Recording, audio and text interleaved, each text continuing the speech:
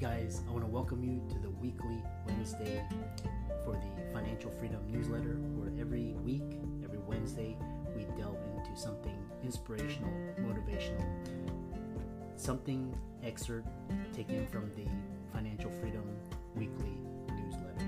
Wherever you are, if you're listening on Spotify, on iTunes, Google, be sure to click the like, subscribe, share, comment. And without ado, let's get into the show.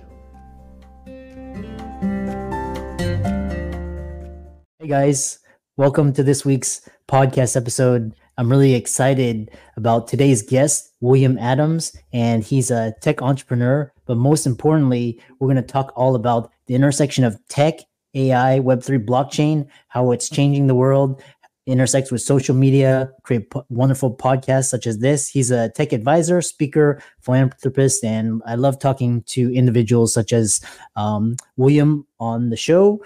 And William, welcome. Welcome. Thank you. Thank you for having me. Yeah, I know we were talking backstage before this recording, and kind of tell people how you know your story, and we'll delve right into the conversation. Yeah, well, my story is I have a long history in tech. I'm about to turn 59, if you can believe that. So I've been in tech since before tech was tech. So I started programming when I was about 12 years old, back in the day before personal computers were personal. But I've had a long career doing stuff. I spent 24 years at Microsoft. I recently retired, as it were, from Microsoft to do my own stuff. But yeah, 24 years at Microsoft, and I don't know, about 20 years before that in my own company with my brother doing all sorts of stuff in Silicon Valley. So I'm just a tech guy. I've written code my whole life. I still write code today. And I've gotten into things like the blockchain and AI and all the rest. And when I was leaving Microsoft, the pinnacle of my career at Microsoft, I was the technical advisor to the CTO.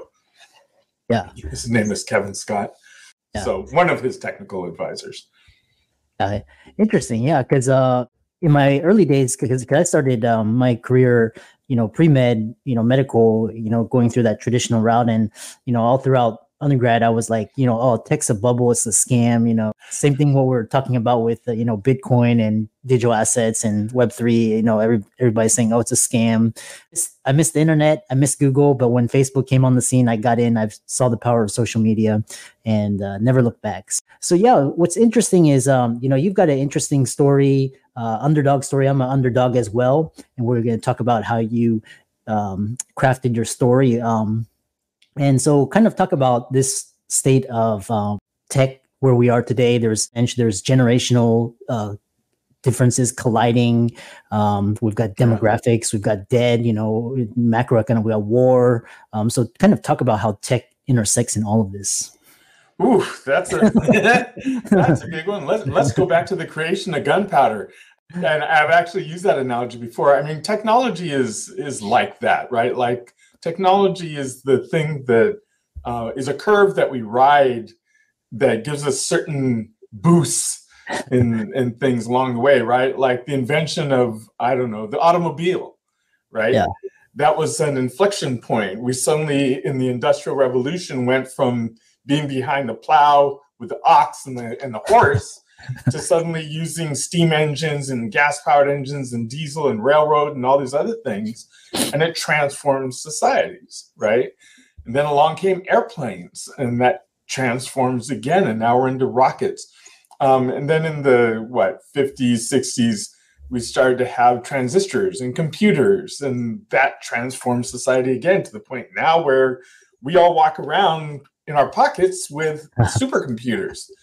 This literally would have been considered a supercomputer when I was younger. And it's just an iPhone 12. Yeah. So technology has these, it kicks society every once in a while. And we go, what is that? For some people, it's fear, right? Yeah. Where it's like, what is that? It's going to take my job. This is what we're experiencing right now with the advancements in AI. What is it? It's going to take my job. And then other people are like, what is it? That's great. That's a new tool I can use. And then there's, what is it? How can I use that to exploit people? Right? You have all three of those happening at the same time.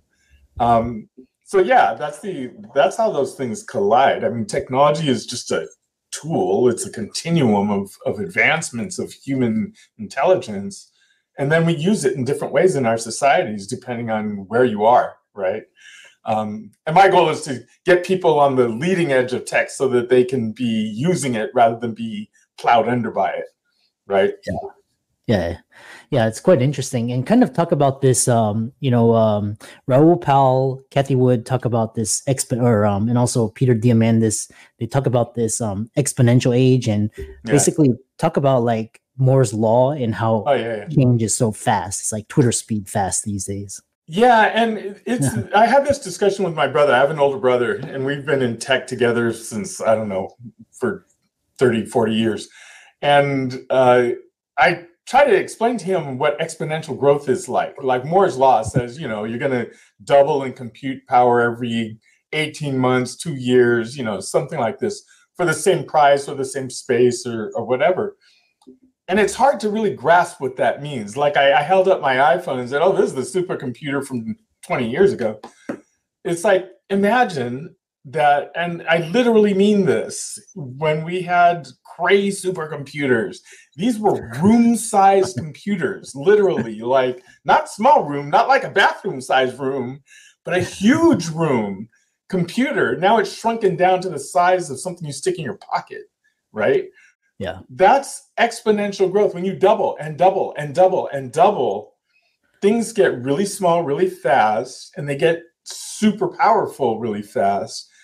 And all we use them for is text messaging, And before we were using computers to calculate, to get us to the moon. The computer that got us to the moon, I mean, a calculator would be 10 times faster than that today. Right. Yeah. I mean, we're talking really basic, simple things. And we got to the moon. Right. Calculating, we used to calculate things like nuclear explosions, what's going to happen when you let this bomb go off and whatnot, or weather predictions, stuff like that. Now we're using them to do things like, can I have the car drive itself? Can the robots walk and pick up things and work in a factory? Right. And some of it is, as I explained to my brothers, like, just take everything you've seen and heard about in science fiction over the last 20 years. That's today. It's happening now.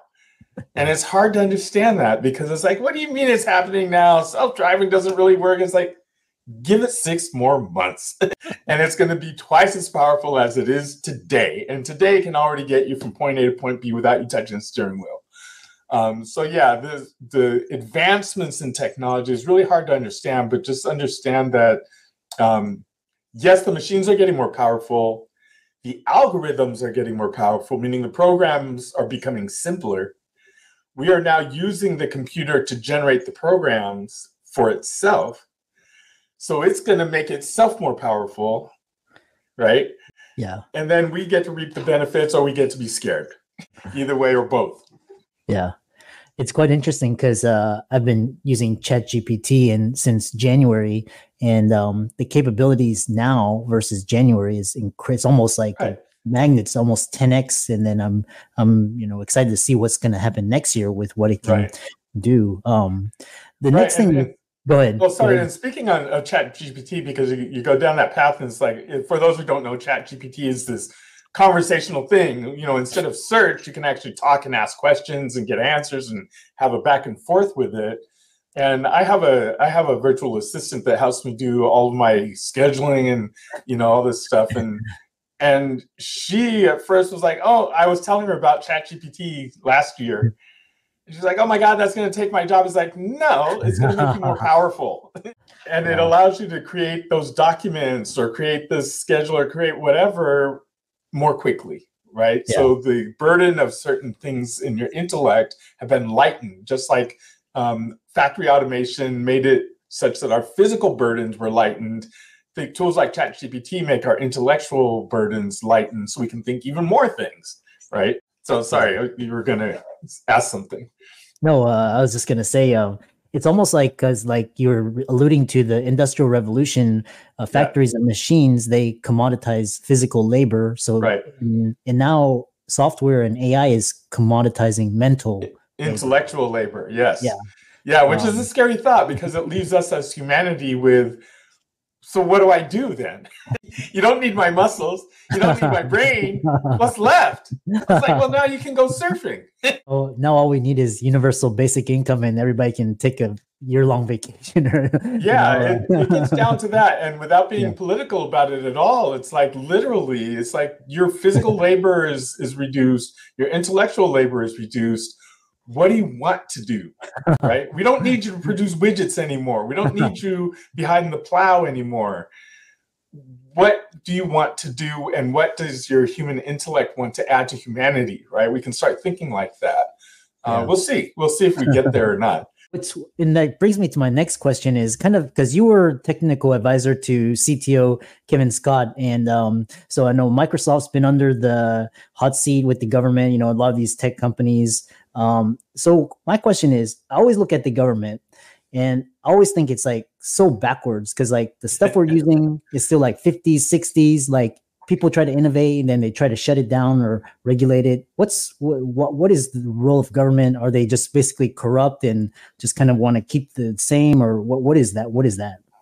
Well, that's a very tricky thing, right? I mean, government bureaucracies exist without all the labeling. They exist to achieve certain things. Yes, they exist to regulate. That's their job. No one else can do that. And I'm talking about the US government. I'm not talking about any other government on the planet because they're all different. But governments are there to regulate, to protect, to have a shared social good for the country, all that sort of stuff. In particular, bureaucracies their incentives are conformance, right? You must conform, meaning you need to adhere to the regulations. Whether that is good for a situation or not is not the question that they answer. That's not their job. Their job is to make sure you conform. You checked off boxes A, B, C, and D, right? Yeah. Is this actually good for the environment or not? That's not my job. My job is to make sure you checked off boxes A, B, C, and D, right? And this is not to say that they're evil. It's just that's what government and bureaucracies are, right? Without any other thing.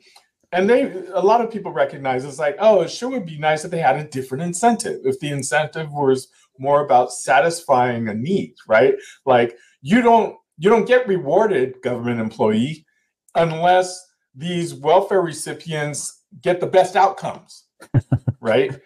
As opposed to we just got to check off the box and who cares whether they had a good life or not, right?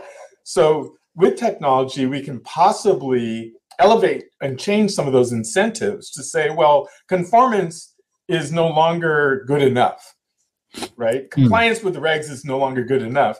There's some higher order human good that we're after that the technology can help us achieve. Let's get all the regulatory, bureaucratic, fill in the blank stuff taken care of by some AI form-filling thing. Now that's no longer a concern. Now let's focus our attention on how do we get better outcomes, right?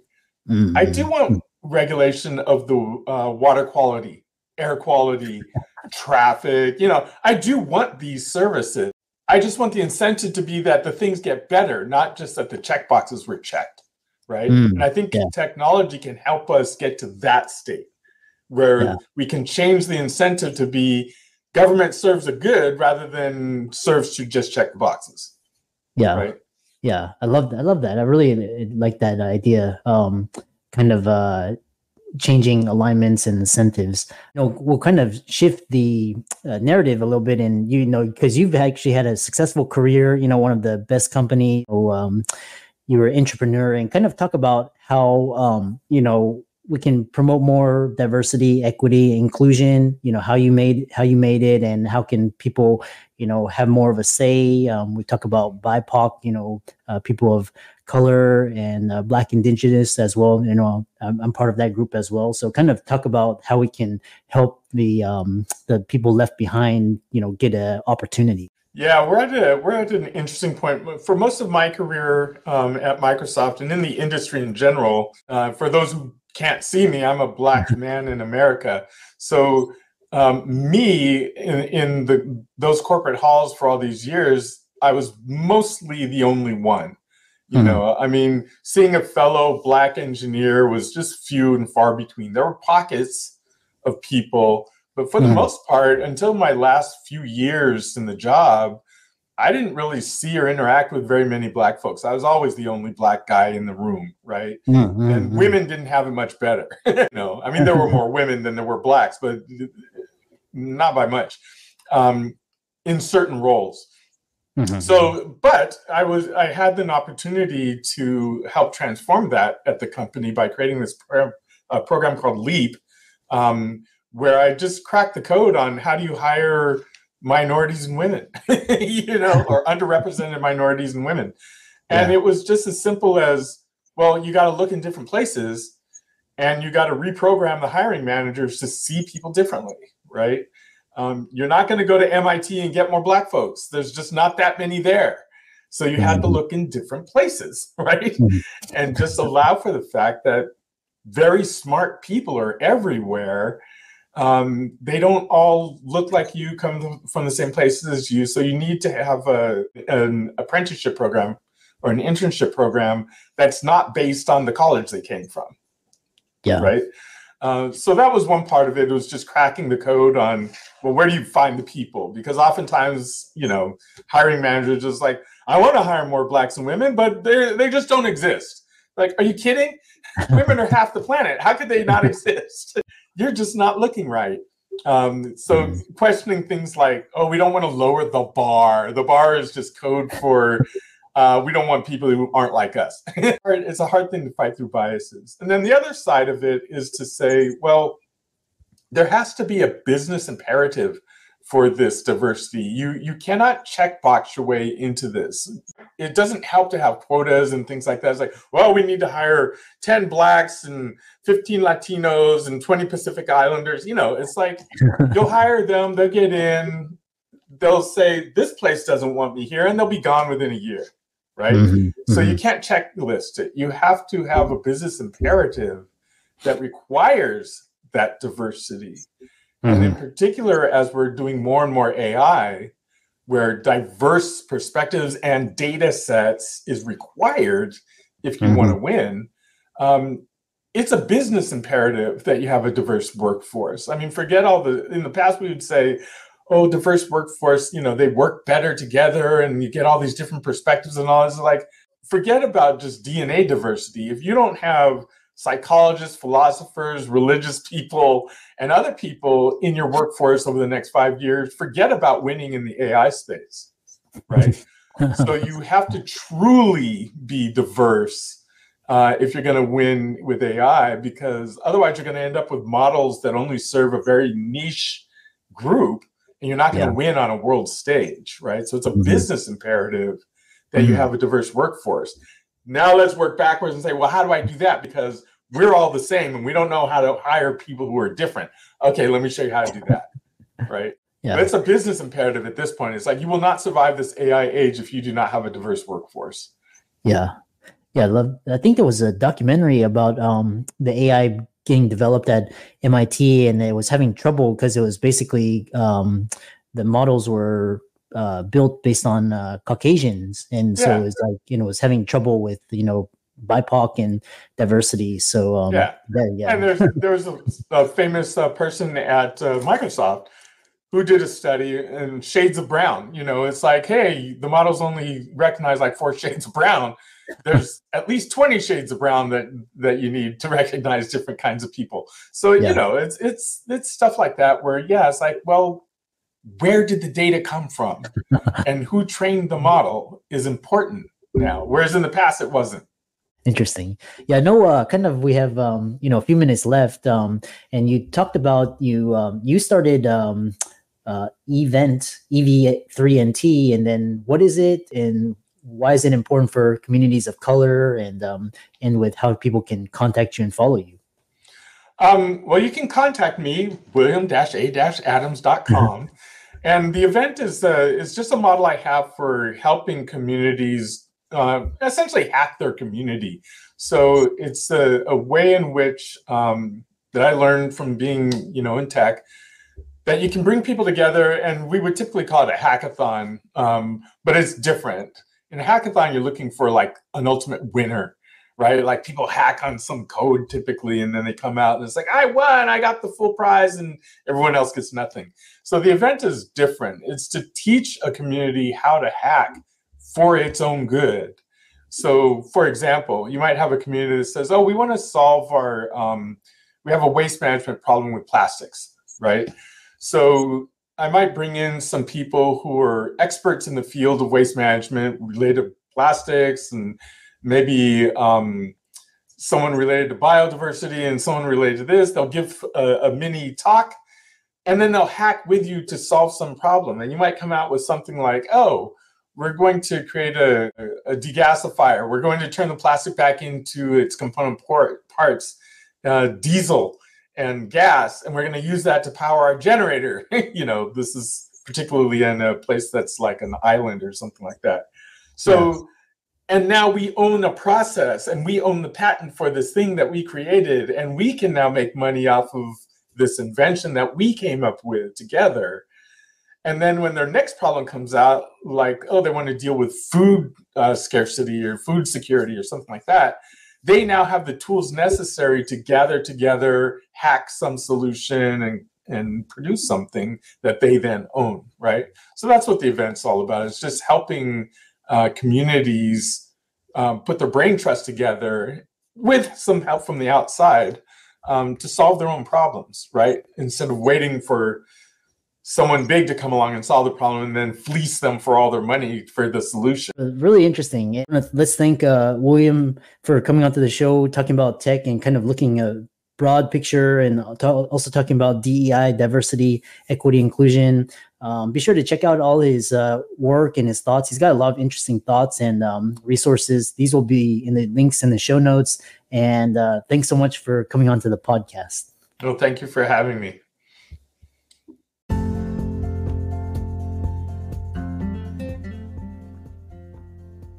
Hope you really enjoyed that wonderful, inspirational, motivational piece. Again, wherever you are listening, if you liked it, be sure to like, comment, share, subscribe. We're on everywhere: Spotify, iTunes, Google, Amazon, Audible. And without much ado, be sure to thank this show's sponsors, and we'll see you next week.